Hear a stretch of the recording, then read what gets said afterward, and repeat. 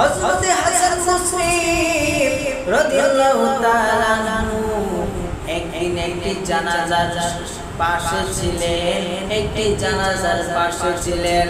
লক্ষ্য করে দেখলেন ওই জানাজার শেষ সাথে সাথে একটি ছোট বাচ্চা দেখা যায়, চোখের জল, মুখের মধ্যে সুখের ছাপ। ওই ছাপ দেখে, ওই বাচ্চাটাকে দেখে হাসান বসরি কয়, হে লোকেরা, এই বাচ্চা মেয়েটাকে লোকরা উত্তর দিতে পারে না।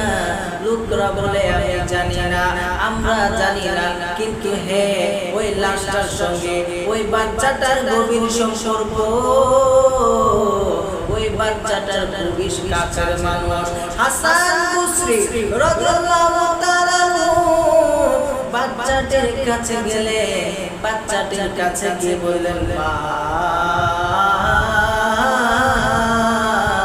ও আমার আম্মা, তুমি এত মন খারাপ কেন? তোমার মনটা কেন খারাপ? তোমার চোখে পানি কেন? ওই লাশটা তোমার কি হয়? ওই বাচ্চা হেঁটে কয়, ও হুজুর, এই লাশটা, যে লাশটা দেখছেন, ওই লাশটা হলো আমার বাবা। হুজুর গো, আমি কারণে কান্না করছি। আমার বাবা বলেছিল, মা, আম্মা গো, তোমার মানেতে কি হইছে? বাবা তো আছে। ও হুজুর, আজকে আমার বাবা আমার একা করে চলে গেল, আমি বড় অসহায় হয়ে গেলাম। হাসান বসরি যখন এই কথা শুনলেন, শোনার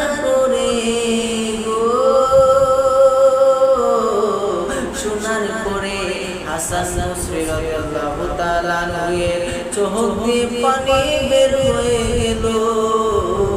পানি বের হয়ে গিয়ে বলে, ও দুনিয়ার মানুষ,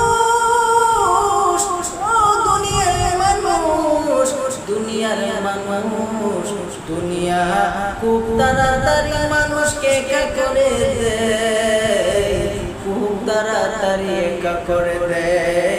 কেউ তোমার সাথে থাকবে না, দুনিয়ায় খুব তাড়াতাড়ি নিঃস্ব করে দেয়, একা করে দেয়। ও বন্ধুরে, এই জন্য বলি, তুমি যে এই দুনিয়ার মধ্যে রং তামাশায় ডুবে আছো, তুমি চিন্তা করে দেখো, তোমার ডাইনে মানুষ, বামে মানুষ, পিছনে মানুষ, সামনে মানুষ, যখন তুমি নিঃস্ব হয়ে যাইবা, যখন তোমার সোতায় টান দিব, যখন আজরাইল সামনে চলে আসবো, তখন তোমার বামে ডাইনে পিছে সামনে কেউ থাকতো না।